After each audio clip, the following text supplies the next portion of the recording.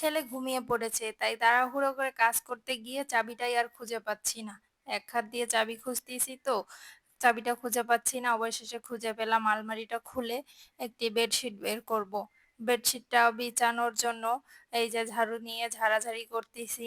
আমরা এটাকে বিছানা ঝাড়া ঝাড়ু বলে থাকি। আপনারা কে কি বলেন কমেন্ট করে জানাবেন। এই যে বেডশিটটা হচ্ছে ওয়াটারপ্রুফ, কারণ পাশের রুমে সে আসে যদি নষ্ট করে ফেলে, তাই সেফটির জন্য ওয়াটারপ্রুফ বেডশিটটা বিছিয়ে নিলাম, যাতে কোনো অসুবিধা না হয় বিছানাটার। দ্রুত পরিষ্কার করতে পারি। কালকে অনেক কাপড়-চোপড় ধুয়েছিলাম, তা গোছগাছ করা হয়নি। ঘুমিয়েছে, সেই সুযোগ নিয়েই সব কাজ সেরে ফেলতেছি। আপনাদের সঙ্গে গল্পের তালে তালে আমার কাপড়ও গোছানো শেষ হয়ে যাচ্ছে। জানি সব বাচ্চার মায়েরা এই সুযোগের অপেক্ষায় থাকে। কখন ছেলেটা ঘুমাবে, কখন বাচ্চাটা ঘুমাবে। ঘুমালেই কাজে লেগে পড়ব। আর বাচ্চার বাবারা, আশপাশের মানুষরা ভাবে সারাদিন কি করে বাসায়। তেমন তো কোনো কাজ নেই। এই ভেবেই ওরা দিন পার করে দেয়। আর আমরা সুযোগের অপেক্ষায় থাকি। কখন সে ঘুমাবে, কখন নিজের কাজে লেগে পড়ব। এটা কি বাহিরের লোকেরা বুঝতে পারবে? এই যে গল্পের তালে তালে আমার সব কাপড় গোছানো শেষ।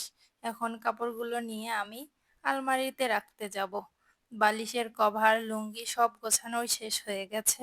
এখন আমি যাচ্ছি আলমারিতে রাখতে। এই যে এটা আমার আলমারি। এই ঘরটা একটু আলো কম তো, তাই আলমারিটা ভালোভাবে দেখা যাচ্ছে না। মোটামুটি গোছগাছেই আছে, কারণ ছেলে অত বড় হয়নি, নোংরা করতে পারে না।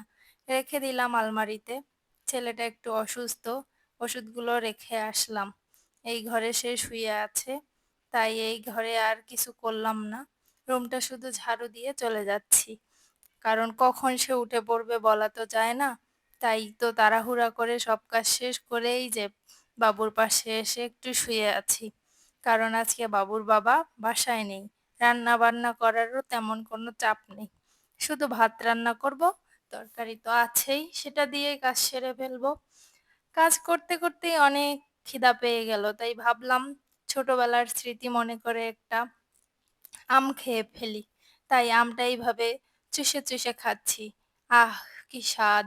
সেই ছোটবেলার কথা মনে পড়ে গেল। খুব ভালো লাগতেছিল। পাশে বিল্ডিং এর কাজ হচ্ছে।